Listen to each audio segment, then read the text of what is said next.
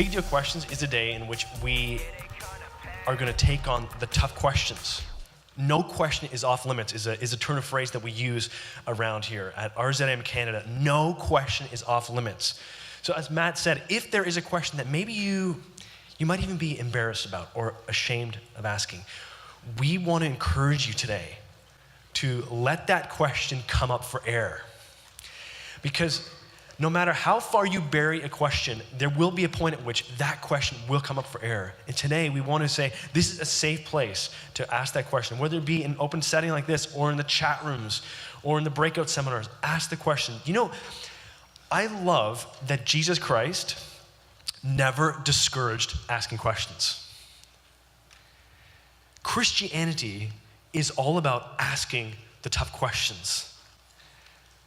No question is off limits. And today we're going to be looking at some really tough issues. In a few moments, I'm going to be inviting Brett Ullman up. And Brett Ullman has spent a lot of time researching and studying issues around self-harm, anxiety, depression. And that's just one of the issues he's spent a lot of time researching. And we're going to be talking to him about that in a few moments. He's looking at that.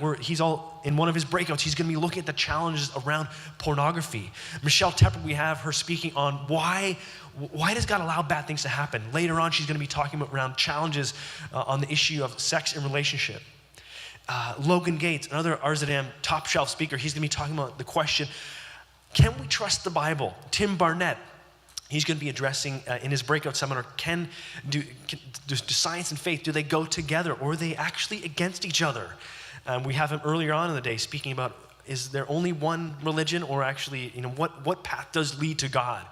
How do we deal with all these questions? Big deal questions. So here's the thing.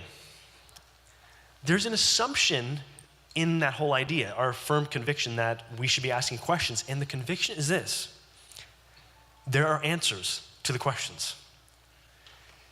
Christianity makes quite a provocative claim and a controversial claim that there is truth to be discovered. There are answers to be discovered. And more than that, what Christianity has to say to the big question that we have, actually it says something profoundly meaningful to the questions we have. Now just think about that for a moment.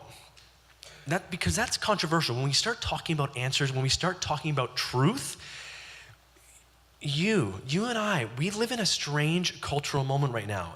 Even the cultural air you breathe at high school, the friends you're surrounded with, there's this idea that we shouldn't say there is such a thing as truth. It's a bit controversial. And one person once said that the 11th commandment of the modern world is thou shalt not judge. How's that? In other words, hey, look, don't say there is truth. Don't say there is something right or wrong or good or evil, because if you do that, that's judgmental. And this slowly leads to an idea that, well, look, you believe what you want to believe, I believe what I want to believe, and look, even if we disagree or even if our views contradict, that's okay. Let's just not get too intense about it. Are you with me? Are you with me here? No? Anybody? Now you have that one side of the coin, but then I want to suggest to you that the other side of the coin shows us that we actually care a lot about truth. Truth matters to us. We care about truth.